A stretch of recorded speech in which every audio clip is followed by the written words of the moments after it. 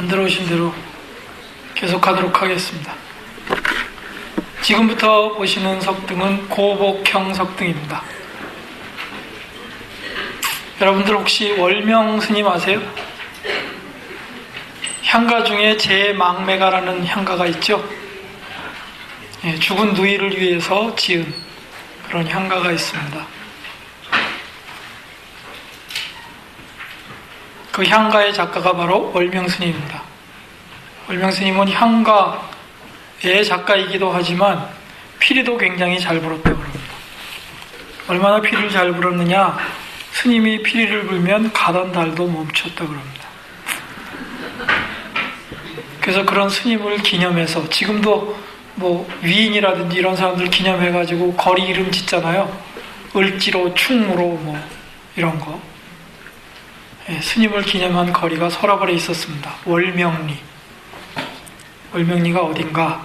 지금 경주박물관에서 불국사 쪽으로 가다 보면 사천왕사터를 지나가게 되어 있습니다. 사천왕사터 앞쪽이 바로 월명리였습니다. 달이 굉장히 딴짓을 잘 피우는 것 같아요. 피리소리 듣고서도 가던 길을 멈추고, 또 산의 경치가 아름다워도 걸음을 멈췄던 것 같습니다. 원류봉이라는 봉우리가 있어요. 달 월자 머무를 유자입니다. 달이 머무는 봉우리. 해인사에서 바라보이는 맞은편 산, 매화산인데 그 매화산의 봉우리 하나 이름이 바로 원류봉입니다. 원류봉 아래 청량사가 있습니다. 해인사보다 더 먼저 세워진 절입니다. 그 청량사 원류봉 아래 아주 아름다운 바위 봉우리가 병풍처럼 그렇게 감싸고 있는데, 그 봉우리 아래에 서 있는 석등이 지금 보시는 석등입니다. 청량사 석등입니다. 고복형 석등의 첫 자리에 놓이는 그런 석등입니다. 고복형 석등, 이렇게 간주석 부분이 마치 장구처럼 생겼죠? 이렇게 된 것이 기본 형태를 이루고 있으면 그것을 우리가 고복형 석등이라고 부르고 있습니다.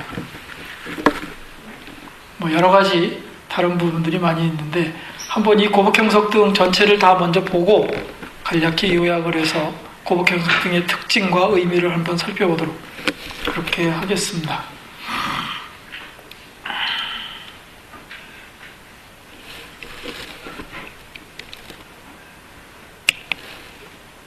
고복, 간주석 부분이 이렇게 생겼습니다. 가운데 부분 보면은 이렇게 마치 북을 옆으로 뉘어놓은 것처럼 그렇게 된 부분을 중심으로 해서 위로 올라갈수록 퍼져가고 있고, 아래로 내려갈수록 또 이렇게 퍼져가고 있는 그런 모습을 보고, 거기에 구름무늬라든지 연꽃 모양 이런 것들이 등장을 하고 있고, 가운데에는 대개 이렇게 내장 꽃잎을 가진 이런 꽃들이 4군데 또는 8군데 놓이고, 그것들이 띠처럼 돌아가는 무늬에 의해서 연결이 되어 있는 것이 기본적인 무늬입니다. 이렇게 간주 부분이 되어 있고, 간주를 받치고 있는 괴임대가 특히 더 발달을 했죠. 물론 괴임대 외에 다시 이렇게 괴임대 무늬가 들어갑니다만, 이 돌 자체가 괴임대의 역할을 하면서 상당히 장식적인 기능도 같이 하고 있는 그런 모습을 볼 수가 있습니다. 지대석 위에 놓이는 기대석과 그 위에 있는 하대석의 모습인데, 자, 여기 하대석에서 귓꽃을 정확하게 본 그런 셈입니다. 바로 이런 귓꽃이 아까 얘기한 것처럼 그렇게 석조물에 등장한다는 것입니다. 그 다음에 이 기대석에도 안상 안에마다 무늬들이 들어있는데, 앞뒤로는 향로가 새겨져 있고, 지금처럼 이렇게 꽃무늬가 또 들어있고, 나머지 면에는 사자들이 각각 다른 자세와 모양으로 자리 잡고 있습니다. 이렇게 이제 기대석이 팔각을 이루면서 그 안에 굉장히 정교한 그런 무늬들이 등장하고 있음을 알 수가 있습니다. 이와 같이 사자 모양이 등장을 하고 있는 거죠. 이 석등에서 굉장히 주목해 볼 부분이 한 군데가 있습니다. 지붕돌에 보면 지붕돌 모서리마다 이렇게 구멍이 4군데 뚫려 있습니다. 뭐였겠습니까? 석탑에 보면 석탑 지붕돌 모서리마다 저런 구멍이 2개씩 뚫려 있는 경우 많거든요. 거기에 뭐 했던 거냐? 풍령 달았던 것입니다. 풍경처럼. 예를 들면 5층 탑이다 그러면은 지붕돌이 5군데니까 사각형으로 돼 있는데 하면은 전부 몇 개의 풍령이 달리니까 4, 5, 20 그죠?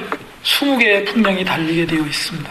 그것들이 바람이 불면 짤가랑짤가랑 소리가 났다 그러면 얼마나 신비한 소리가 허공으로 울려 퍼졌겠습니까? 그렇게 석탑에서는 많이 보는데 석등에서는 굉장히 경우가 드뭅니다. 물론 이 석등에만 있는 것은 아니고 몇 가지가 있는데 이 석등은 이렇게 팔면의 모서리마다 4개의 구멍이 뚫려서 그런 것이 달려 있었으리라고 추정이 되는데 그거 말고 상대석의 모서리에도 이렇게 구멍이 2개씩 뚫려 있습니다. 여기에 또 뭐가 달려 있었을까? 똑같은 풍령이었을까? 잘 모르겠습니다. 어쩌면 그것 아니고 예를 들면 여러분들 저 경주박물관 같은 데 가보면 이렇게 신라의 귀걸이들이 있죠? 길게 늘어지는 그런 게 달려 있었으면 어떻을까요?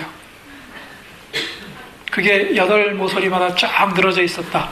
그리고 지붕돌에는 8면에 풍령이 달려 있었다. 햇볕이 좋은 날 바람이 산들산들 분다. 그러면 풍령 소리가 잘그랑잘그랑 나면서 길게 누리워진 들이개에서는 흔들리니까 각도에 따라서 반짝반짝 빛이 났겠죠. 상상해보면 참 멋있는 풍경입니다. 아마 그런 무엇인가가 장식되어 있었으리라고 생각이 됩니다. 석등에서는 굉장히 보기가 어려운 그런 미세한 부분입니다. 잘 봐야지 보이지 잘 보지 않으면 섬세하게 관찰하지 않으면 가가지고 5분 만에 절 다 보고 돌아와 버리면 절대로 안 보이게 되어 있습니다. 법당에 가서 부처님한테 열심히 절만 해가지고는 볼 수가 없습니다. 절만 하는 것이 다 부처님 섬기는 방법인가? 저는 그렇게 생각하지 않습니다. 불교를 실행하는 방법, 불교를 참되게 믿는 방법도 다양한 방법이 있습니다. 여러분들처럼 하는 방법도 있고 저처럼 하는 방법도 있습니다. 여러분들이 보시기에 저처럼 하는 방법은 가짜 같죠?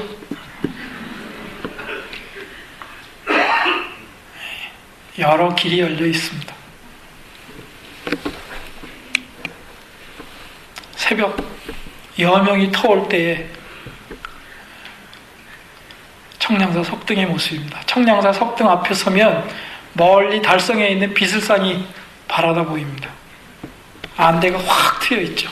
뒤편으로는 원류봉, 앞편으로는 저 멀리 비슬산, 아슬하게 사라지는 비슬산이 보이는 그런 자리에 석등이 있습니다. 놓인 자리는 석탑 앞쪽에 나와 있습니다. 석탑과 금당 사이가 아니라 석탑 앞쪽으로. 어떤 분은 원래는 석탑과 금당 사이에 있었는데 자리가 옮겨진 거다라고 얘기를 하는데 비단 여기뿐만 아니라 9세기가 넘어가면 그런 식으로 역시 금당과 탑과 일직선을 이루기는 하지만 탑 앞으로 석등이 옮겨지는 경우들이 더러더러 나옵니다. 그래도 중심축은 벗어나지 않고 여전히 하나가 서 있는다라는 원칙에는 변함이 없습니다. 아무튼 현재의 모습으로 볼 때 청량사 석등에서 그와 같은 방법을 확인할 수가 있습니다. 예. 담양에 있는 개선사타 석등입니다. 개선사타 어디쯤 있는가? 여러분들 별매라고 아세요? 송강정철의 성산별곡은 들어보셨나요?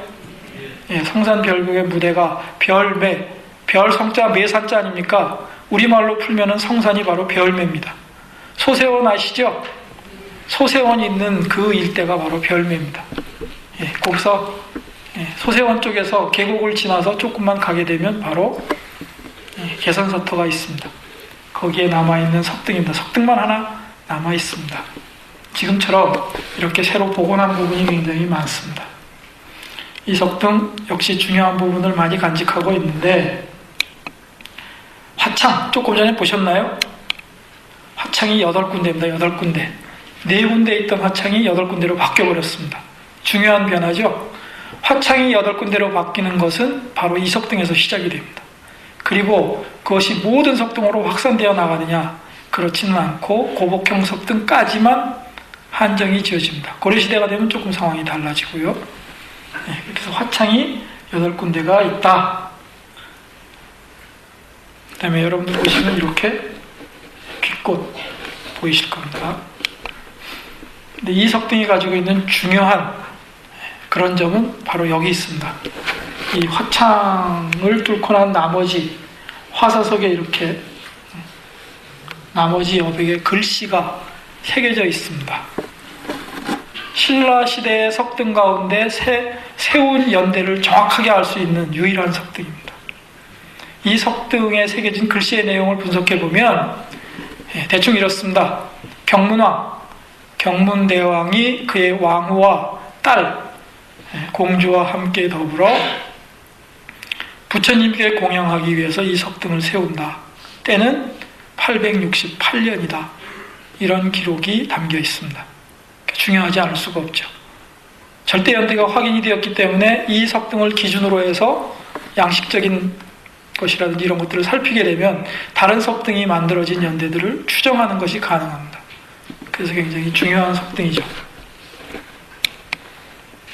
그 석등 상대석에 있는 연꽃입니다. 만들어진 해가 868년이라고 말씀을 드렸습니다. 그때쯤 되니까 연꽃 꽃잎 하나에 이렇게 복잡한 무늬가 들어갑니다.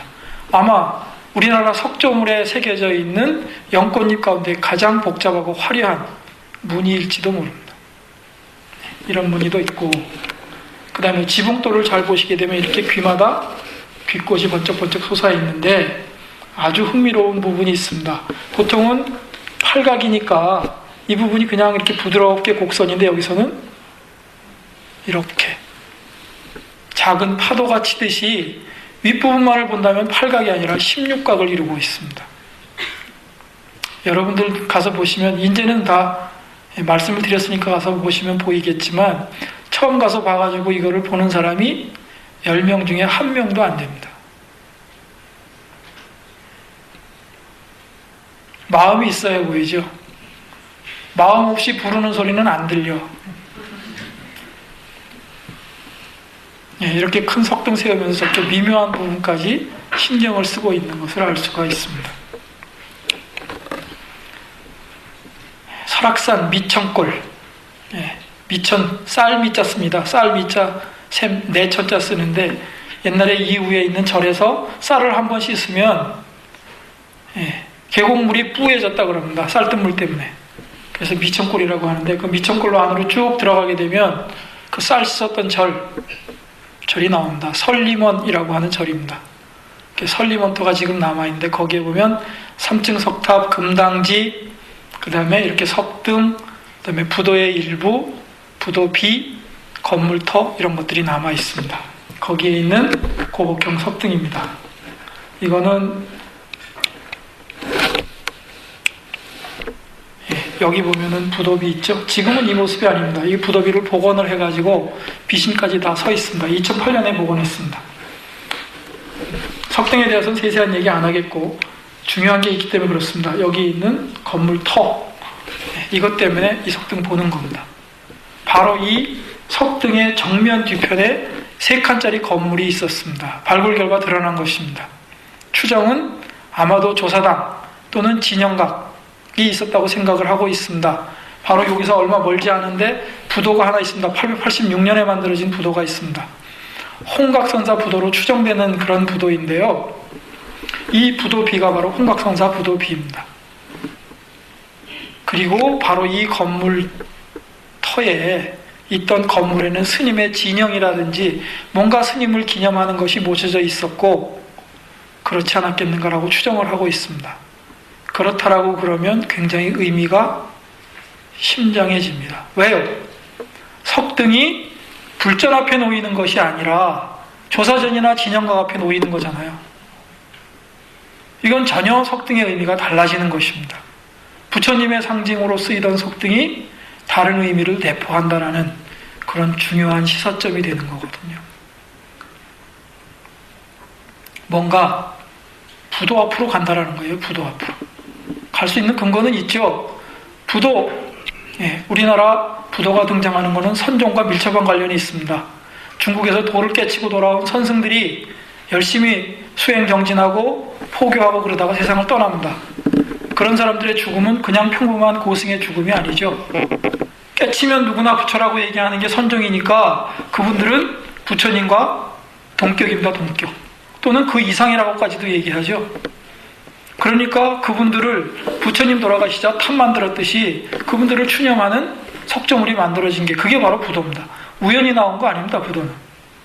그렇게 필연의 산물로 등장한 부도, 부처님 탑과 똑같은 의미를 담아서 스님네들의 사리를 안치했습니다. 탑과 동격이죠. 예. 부처님과 마찬가지입니다. 그러니까 그 앞에 석등을 세워도 조금도 이상할 게 없습니다. 그런데 그게 거기서만 끝나느냐? 세속 사람의 눈으로 볼 때는 그것은 부처님의 상징이기도 하지만 도를 깨친 분의 상징이기도 하지만 동시에 무덤이기도 합니다. 그죠? 화장하고 남은 유골, 사리를 그 안에 안치했으니까 일반인의 시각으로 보면 무덤 아닙니까? 무덤 앞에 석등을 세울 수 있는 근거가 그렇게 마련이 되는 것입니다. 부도 앞에 석등이라고 하는 것은 이중적인 성격을 갖는 거죠. 부처님의 상징, 도를 깨친 분의 상징이면서 동시에 무덤 앞에 놓이는 그런 근거이기도 한 것입니다. 그런 출발점이 어쩌면 이렇게 이미 신라 하대에 시작되었을지도 모른다라고 하는 증거가 이렇게 남아있는 것입니다.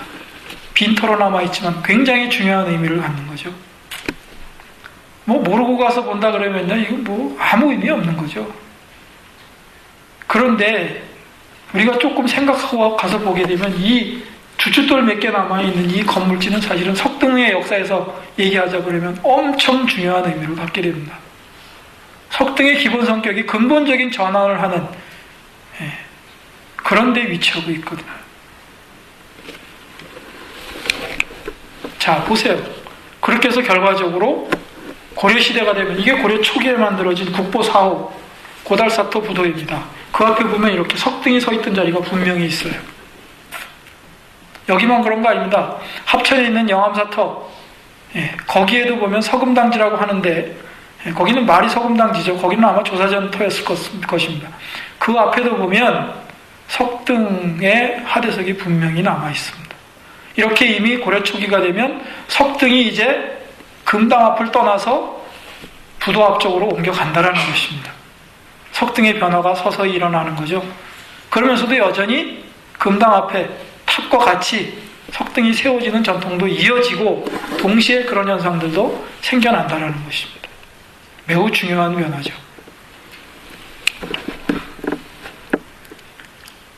고복형 석등의 대표 주자라고 할 수가 있겠습니다. 지리산 화엄사의 각황전 앞에 있는 각황전 앞 석등입니다. 전체 높이가 636cm, 모든 석등을 통틀어서 우리나라 석등 가운데 가장 큰 석등입니다. 지리산 같은 석등이죠. 지리산이라는 큰 산, 각황전이라는 20세기 이전에 가장 큰 목조 건물 앞에 가장 큰 석등이 놓여 있습니다. 만약에 이 석등이 어떤 조그만 절 마당에 서 있다, 그러면 어울리겠어요?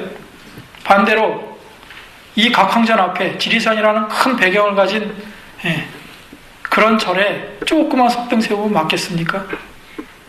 주변과 조화를 맞추는 것이 필요하다는 얘기죠. 오늘날 우리는 그런 걸 다 잊어먹고 있습니다. 무조건 크게 만들어요. 어딜 가든지. 크게 만들면 장땡입니다. 모르는 소리들이죠. 모르는 소리. 이렇습니다. 대웅전 마당 아래쪽 동쪽에서 이렇게 바라보면 저런 모습으로 서 있습니다. 정확하게 법당 한가운데 서 있는 모습을 확인할 수가 있습니다. 어떻게 석등을 세우는지 잘 알 수가 있습니다. 지리산 실상사 석등입니다. 역시 5m가 넘는 그런 큰 고복형 석등입니다. 이 석등도 여러 가지 장점을 가지고 있어요. 특징을 가지고 있는데, 예를 들면 여기 이렇게 하대석보다 기대석이 폭이 좁습니다. 보림사 석등처럼 그런 특징도 보이고, 8면에 화창이 뚫려 있습니다. 말씀드렸죠? 그런데 남쪽 정면에 있는 화창이 좀 더 커요. 다른 나머지 7개보다. 그 다음에 이 지붕에도 보면 이 꼭대기에 있는 연화관 말고도 전부 연꽃잎이 하나씩 쭉 내려와가지고 전체를 놓고 보자 그러면 마치 커다란 연꽃 한 송이가 이렇게 고개를 숙이고 피어난 것처럼 그렇게 디자인이 되어 있습니다. 큰 석등을 디자인하면서 멋있게 그렇게 지붕돌을 디자인한 것을 확인할 수가 있습니다. 상륜부가 온전하게 남아있는 것도 중요한 특징이라고 할 수가 있겠고, 더 중요한 특징은 바로 여기에 있습니다. 등계라고 하는 것입니다. 계단처럼 되어 있죠? 밟고 여기 올라서 서면 여기다가 불을 붙일 수가 있습니다. 석등이 장식품이 아니라 실제로 불을 밝히던 것이다 라는 것을 확인시켜주는 그런 유물이라고 할 수가 있습니다. 여기 올라가서 보면 이 안에 끓음이 많이 끼어 있는 것도 볼 수가 있고, 화사석에서 지붕돌 위쪽으로 구멍이 뚫려 있는 것도 볼 수가 있습니다. 그래야지 굴뚝 역할을 할 거 아니겠어요? 네.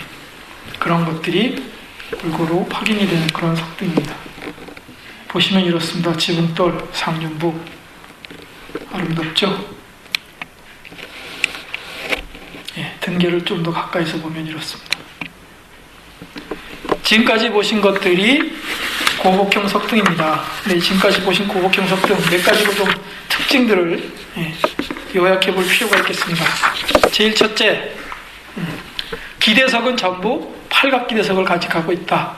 이렇게 얘기를 할 수가 있습니다. 두 번째, 귓꽃이 발달하고 있다. 보신 것처럼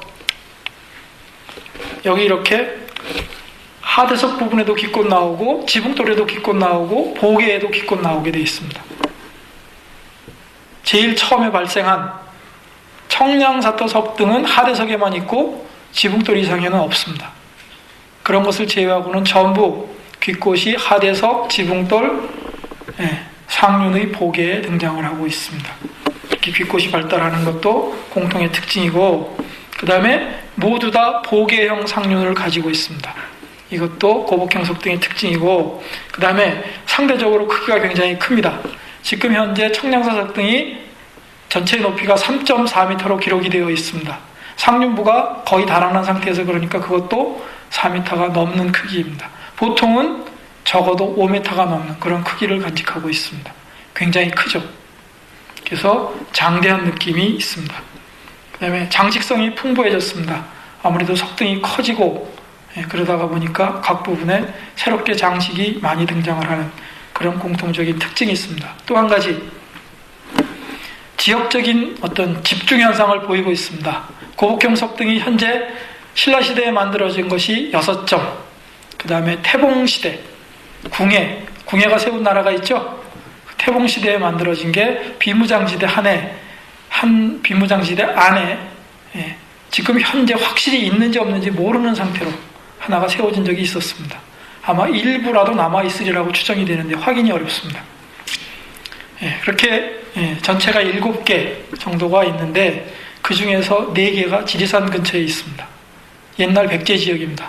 이상하게 문화가 높은 데서 낮은 데로 흐르기 때문에 서라벌 같은 데서 나와야 되는데 고복형 석등은 그렇지가 않다라는 거예요. 하나도 서라벌 가까이에는 있지 않습니다. 청량사 석등이 합천에 있습니다. 또 하나가 아까 보신 것처럼 설악산에 있지 않습니까? 이렇게 전부 지방에서 등장을 했고 특히 지리산 일대에 집중하고 있는 그런 특징을 보여주고 있습니다. 이런 고복형 석등이 왜 발생했는가를 두고 이런저런 논란들이 있습니다. 간주석이 불완전하니까 간주석의 불완전성을 극복하기 위해서 등장한 것이다. 간주석이라는 부분은 상대석 이상의 많은 부재들이 내리누르는 힘과 그것을 반발하는 아래에서 치미는 그런 힘이 만나는 데가 바로 간주석입니다. 그런 중첩되는 힘을 견디지 못하면 간주석은 부러지게 되어 있죠. 팔각 간주석이 가지고 있는 취약점이 바로 그런 데 있는 건데, 두 개를 누른다 그러면 어떻게 됐습니까? 가운데가 불러지겠죠. 그게 바로 고복형 석등이 등장하는 기본적인 원리라고 설명들을 하면서 팔각 간주석등이 가지고 있는 한계를 극복하기 위해서 등장한 것이다.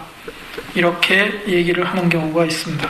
또 어떤 사람은 9세기 이후에 등장하는 부도의 영향을 받아서 생겨났다라고 설명을 하기도 합니다. 저는 조금 다른 각도에서 이해하고 있습니다. 어떻게? 기본적으로 절집 조형물들은 동일한 조형 원리에 바탕을 두고 있다. 무슨 얘기인가?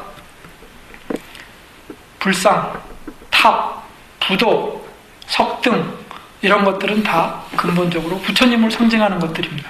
그죠? 탑에는 부처님 사리가 안치되어 있습니다. 불상은 부처님의 모습을 인간의 형상으로 조형한 것입니다. 부도, 아까 말씀드렸죠. 부도는 바로 깨달음을 이루었다고 하는 그런 선사들을 기념하기 위한 조형물로 등장한 것입니다. 깨달음의 상징, 진리의 상징, 부처와 통하는 그런 측면을 가지고 있습니다. 석등도 설명드린 대로 그렇습니다. 그러니까 결국 같은 원리 속에 들어있다는 것이죠. 그러니까 기본적으로 서로 상통될 수밖에 없다는 것입니다. 그래서 이런 것들은 전부 다 공통적으로 중요한 세 부분으로 구성이 되어 있습니다. 기단부, 본체부, 그 다음에 장식을 하는 상륜부, 이런 식으로 구성이 되어 있습니다.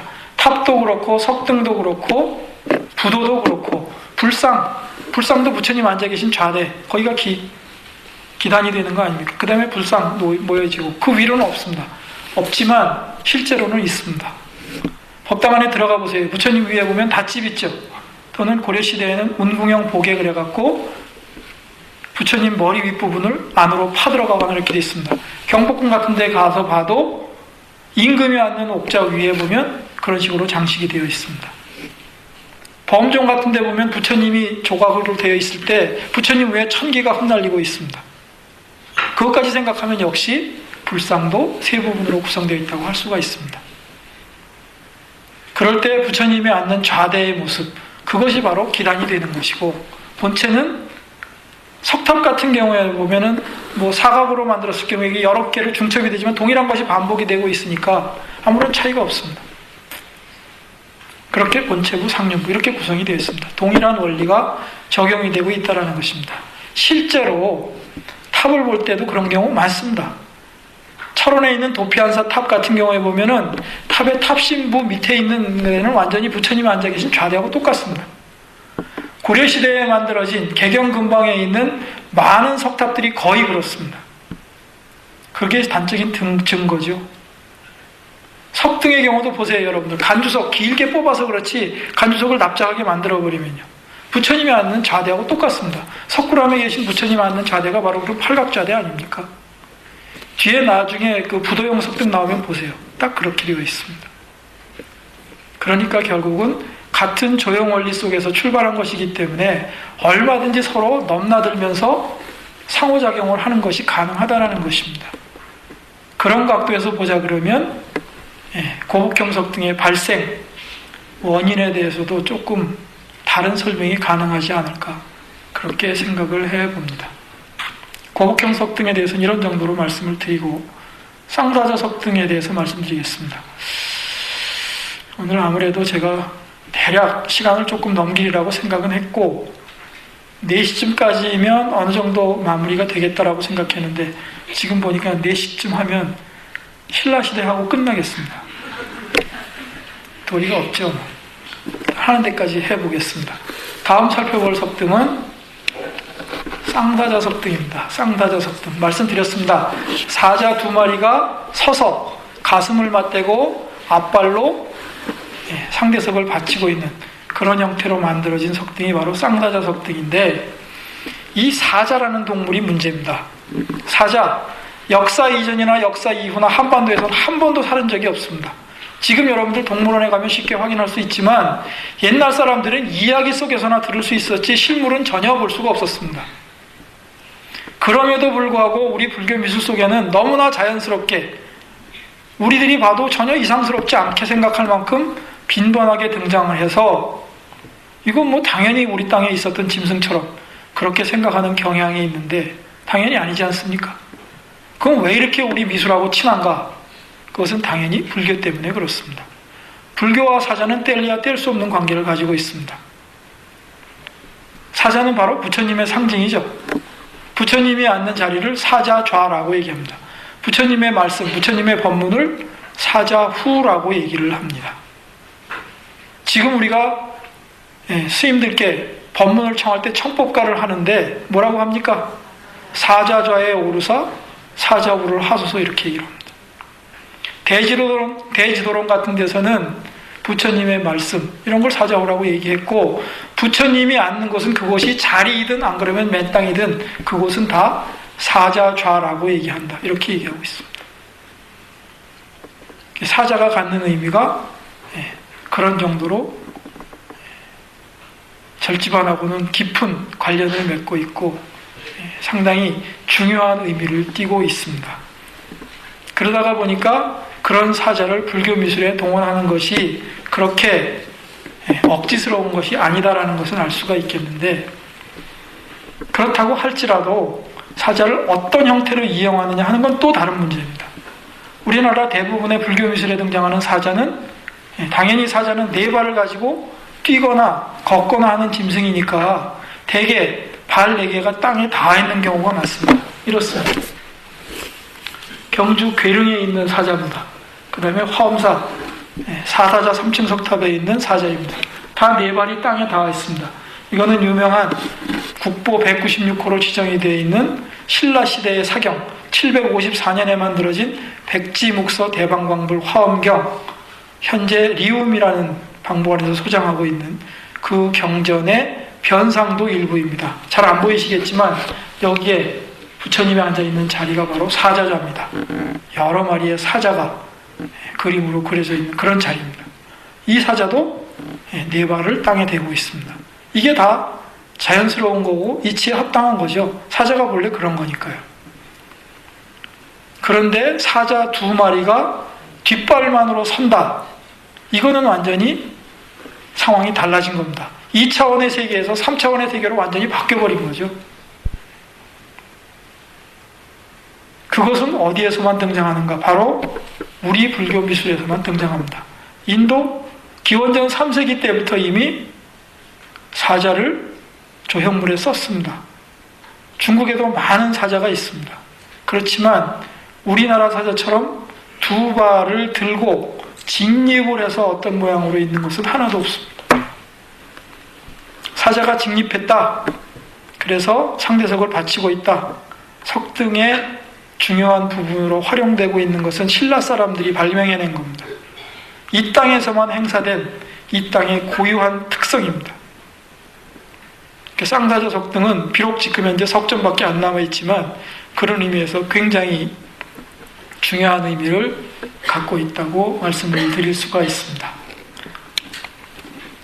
그 대표작이 국보 제5호로 지정이 되어 있는 법주사 쌍사자 석등입니다. 아까 잠깐 법주사 석등 볼 때 얘기가 나왔었는데 뒤에 팔상전이 이렇게 보이고 있습니다. 지금 이쪽으로 쭉 앞쪽으로 나오게 되면 대웅보전이 있는 거죠. 이렇게 간주석 부분이 쌍사자로 대치되어 있습니다. 대치되어 있는데 사자, 대칭이죠, 대칭. 그죠? 딱 대칭인데 정확한 대칭인가? 그렇지 않습니다. 정확한 대칭이 아니라 대칭 속에서 비대칭을 이루고 있습니다. 대칭 속의 비대칭 또는 비대칭 속의 대칭, 이런 것들이 우리나라 사람들이 대칭을 이용하는 방법입니다. 대칭은 자연 속에 얼마든지 존재하고 있습니다. 당장 여러분들 얼굴도 가운데 중심선을 그어놓고 보게 되면 양쪽이 대칭을 이루는데 100% 완전히 수학적인 대칭은 아니죠. 그죠? 그런 식으로 자연 속에 얼마든지 대칭이 있기 때문에 인류가 아주 오랜 옛날부터 아름다움을 만들 때 대칭을 활용한 경우는 굉장히 많습니다. 건축에서도 많이 나오죠. 예를 들면 우리나라 옛날 절터 발굴한 거 보세요. 황룡사터, 사천왕사터, 아까 말씀드린 미륵사터, 그 밖에 고구려의 많은 절터들 다 대칭입니다. 기본 형태가 기하학적으로 엄정한 대칭을 이루고 있죠. 그런데 그렇게 엄정한 기하학적 대칭이 될 때는 좀 너무 경직된 느낌이 있고 통일감은 있지만 부드러운 맛이라든지 이런 부분은 없죠. 그 숨 막힐 것 같은 기하학적인 대칭, 이런 부분들을 깨트리는 것이 바로 미학적인 대칭, 비대칭의 대칭, 이런 것들이죠. 또 같으면서 그런 부분들을 어느 정도 깨트려주는 부분이 있다는 것입니다. 자, 우리 건축에서 한번 볼까요? 지금 이게 하늘에서 본 불국사의 모습입니다. 자, 여기 보면 무설전 있고 대웅전 있고 그렇습니다. 회랑도 쫙 돌아가면서 정확한 대칭이죠. 그죠? 대칭인데 대칭이 아닌 부분이 있어요. 여기 석가탑, 다보탑. 석가탑은 복잡하고 화려합니다. 다보탑은 간결하고 단순합니다. 서로 대칭이 아니죠. 대칭을 깨트리고 있어요. 그러면 대칭이 깨진 것 아니냐? 그것을 보완해주는 부분이 있죠. 여기 자하문이 있는데 자하문 이쪽 오른쪽에 있는 게 경루입니다. 경루. 왼쪽에 있는 게 종루입니다. 범용루라고 하는 범종각이죠. 근데 이 종루를 바치고 있는 돌기둥들은 이른바 수미범종각 그렇게 얘기해서 마치 수미산처럼 아주 복잡하게 되어 있습니다. 가서 보셨죠? 반면에 이쪽 경루에는 팔각기둥 2개가 떠받치고 있습니다. 이쪽은 단순하고 소박하다는 거죠. 이쪽엔 복잡하고 화려하고. 그러면 여기에 있는 단순하고 간결한 석가탑과 이쪽에 복잡하고 화려한 것이 맞물리고 이쪽에는 복잡하고 화려한 다보탑과 이쪽에 단순하고 간결한 경루가 맞물리게 되어 있습니다. 그래서 양쪽의 미학적인 무게는 완전히 등가입니다. 같습니다. 전체적으로 보면 대칭이지만 자세히 살피면 비대칭이 있으면서 그러면서도 전체적으로 균제와 균형을 이루고 있다는 것입니다. 이것이야말로 한 차원 더 높은 대칭이죠. 이런 것들이 구현되는 것이 우리 미술품, 우리 건축 이런 데서 추구하는 그런 대칭입니다. 그런 대칭이 그러면 조금 아까 보여드린 법주사 쌍사자석 등하고는 어떻게 연결이 되는가? 지금 여러분들 보시는 게 이게 석굴암의 인왕상이거든요. 자, 석굴암 인왕상 다시 한번 볼까요? 인왕상을 다른 말로 인왕을 금강역사라고 부릅니다. 흔히 이 그 두 금강역사를 이쪽을 아금강역사, 이쪽을 훔금강역사라고 합니다. 입을 아하고 벌리고 있고 훔하고 다물고 있기 때문에 아금강역사, 훔금강역사라고 부르고 있어요. 그런데 이 금강역사만 아하고 훔하고 부르고 그렇게 하고 있는가? 쌍사자석 등의 사자입니다. 보세요. 이쪽엔 훔하고 다물고 있고 이쪽엔 아하고 벌리고 있어요. 대칭이지만 대칭이 아니잖아요. 대칭의 비대칭이 구현되고 있습니다. 거기서 끝날까? 그러면 조금 전에 보았던 이게 금강역사라 그러면 이 사자 또한 금강역사라고 얘기할 수 있지 않겠는가? 부처님을 수호하는 그런 역할을 하는 임무를 부여받고 있지 않겠는가? 그렇게 얼마든지 생각해 볼 수가 있는 거죠. 이 금강역사가 그냥 금강역사가 아니거든요. 보시면 여기 광배가 있어요. 광배는 부처님과 보살님들 뒤에 이렇게 비치는 지혜의 빛 아닙니까? 그게 금강역사에게도 있다라는 거예요. 힘만 센, 힘자랑이나 하는 그런 존재가 아니라는 거죠. 정신적인 존재이고 철학적인 존재입니다. 금강역사가 그렇다라는 거예요. 사자 또한 마찬가지 아니겠습니까? 아훔 이렇게 얘기를 했는데 이게 산스크리트 버머의 첫 글자라고 합니다. 훔하고 얘기하는 것은 마지막 글자, 끝 글자입니다. 아와 훔이 합쳐진 게 옴이라고 하는 글자입니다. 그 아, 옴, 훔. 아는 발생, 옴은 유지, 훔은 파괴, 소멸 그런 거를 상징합니다. 그것을 인도의 전통 사상 속에서는 신으로 자리매김을 하고 있죠. 브라만이 바로 창조의 신입니다. 비슈뉴라고 하는 신이 유지의 신입니다. 시바라고 하는 신이 파괴의 신입니다. 이 세 신이 비로소 완전히 같이 존재할 때, 합쳐질 때 완벽해진다고 하는 거죠. 그런 것을 나타내는 게 지고의 신 크리슈나입니다. 따라서 아옴 훔, 브라만, 비슈뉴, 시바는 크리슈나의 각각 다른 모습인 거죠. 삼위일체인 것입니다. 아옴 훔이라고 하는 것은 글자로 나타난 세 신의 모습이라고 할 수가 있는 거죠. 아, 훔 하는 데는 그런 의미심장한 게 담겨 있습니다. 서양에서 여러분 알파 오메가 얘기하면 어떻게 됩니까? 알파와 오메가가 합쳐지면 바로 그리스도입니다. 이 석조물 하나에 이런 의미가 담겨 있다라는 거예요. 쌍다자 석등, 그냥 뭐 사자, 아까 얘기한 것처럼 그런 미학적인 측면에서만 쌍다자를 만들었을까? 종교적인 것이 이렇게 담겨 있다라는 거죠. 그것을 모르고 우리가 쌍다자 석등에 감탄한다 그러면 그 감탄은 절름발이 감탄이고 반쪽짜리 감탄일 수밖에 없는 것입니다.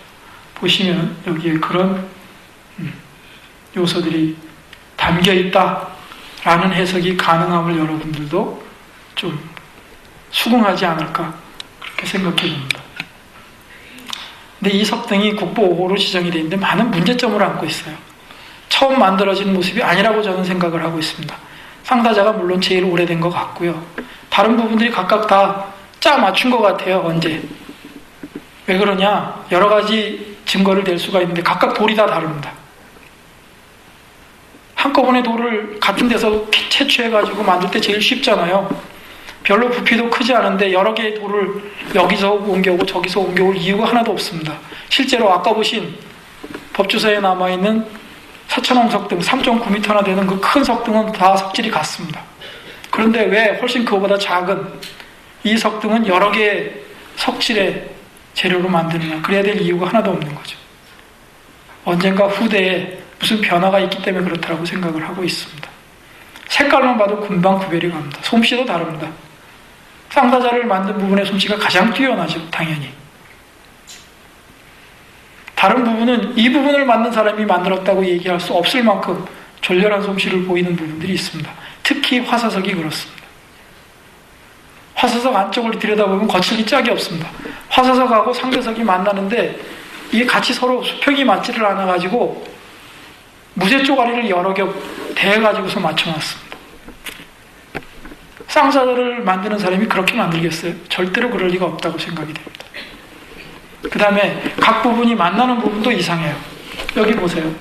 이 기대석 있는 부분 위에 이렇게 팔각의 괸대가 있죠. 그러면 여러분들 이제까지 보셨듯이 이후에 간주석이 팔각 형태가 되든지 그렇게 여기 끝부분을 마무리했어야 되는데 이건 원형이거든요. 그러니까 이렇게 만나는 부분이 이상하잖아요. 절대로 이렇게 만날 리가 없다라는 것이죠. 국보 5호임에도 불구하고 누구도 이런 부분에 대해서 아직까지 지적한 바가 없습니다.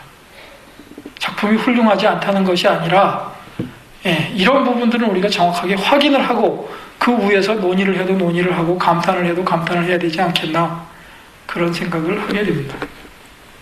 여기 보세요. 지금 이렇게 상대석 위에 화사석이 올라가 있는데 보통 화사석이 이렇게 상대석하고 거의 꽉 찰 만큼 그렇게 크게 놓여지지가 않습니다. 그리고 이 화사석은 폭보다 높이가 굉장히 높게 되어 있습니다. 비례상으로 그런 화사석은 잘 없습니다. 여러 가지로 이 석등은 문제를 안고 있습니다.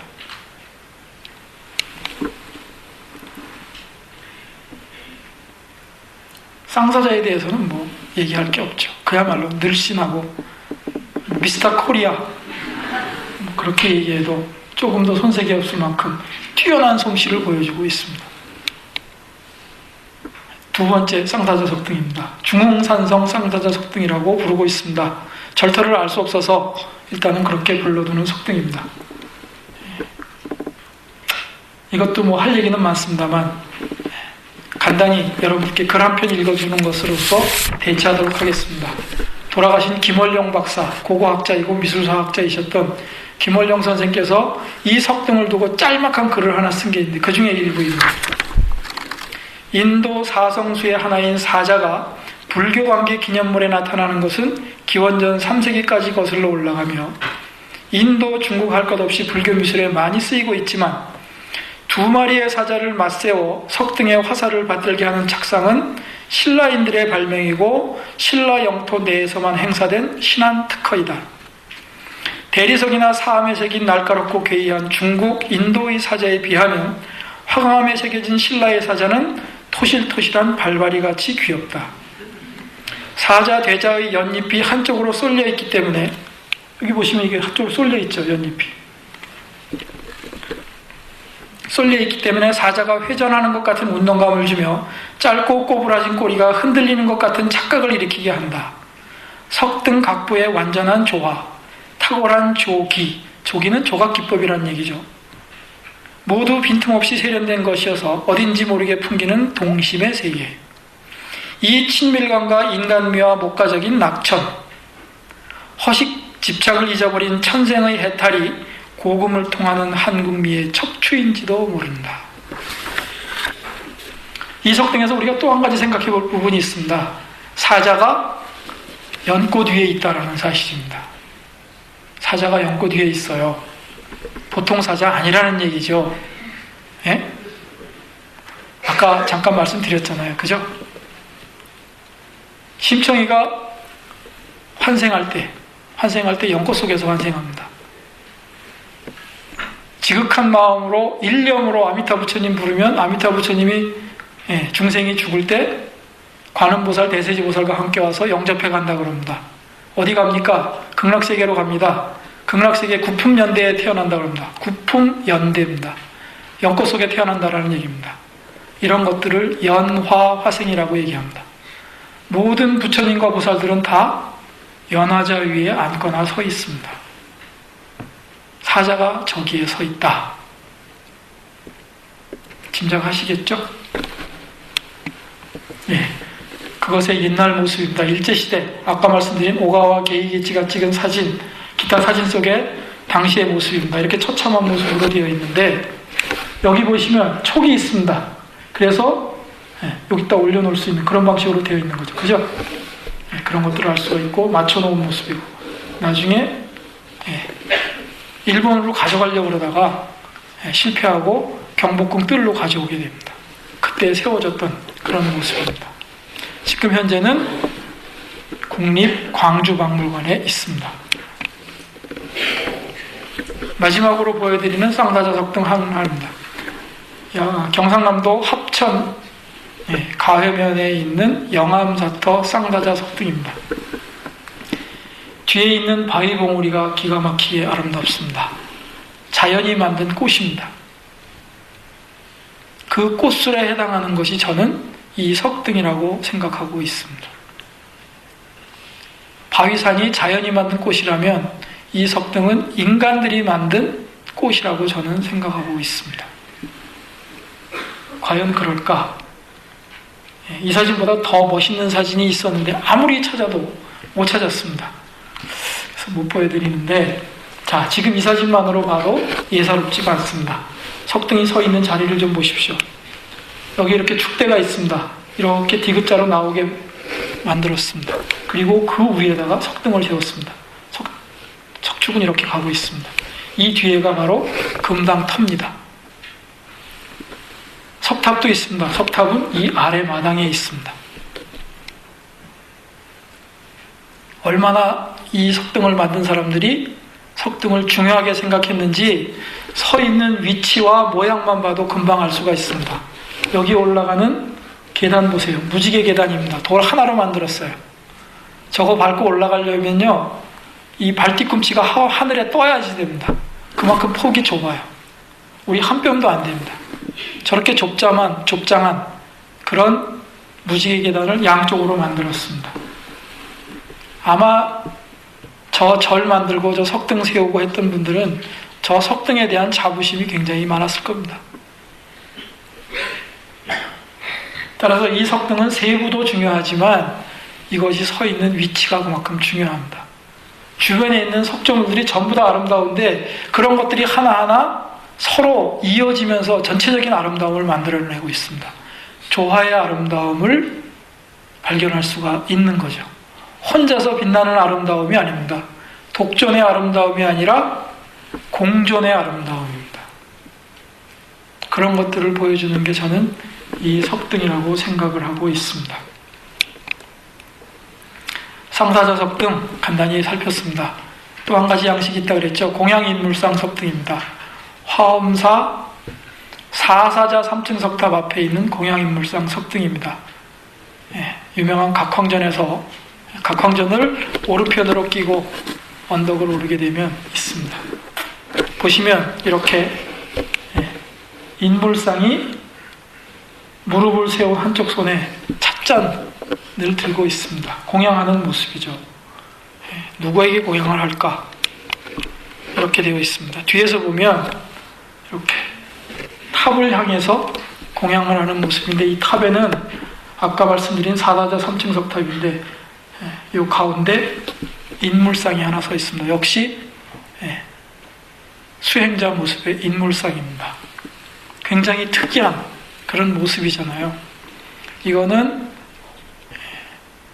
화엄사에 창건 연기소라가 얽혀져 있기 때문에 그렇습니다. 연기조사라는 분이 인도의 스님이신데, 그분이 544년에 창건한 절이 화엄사다.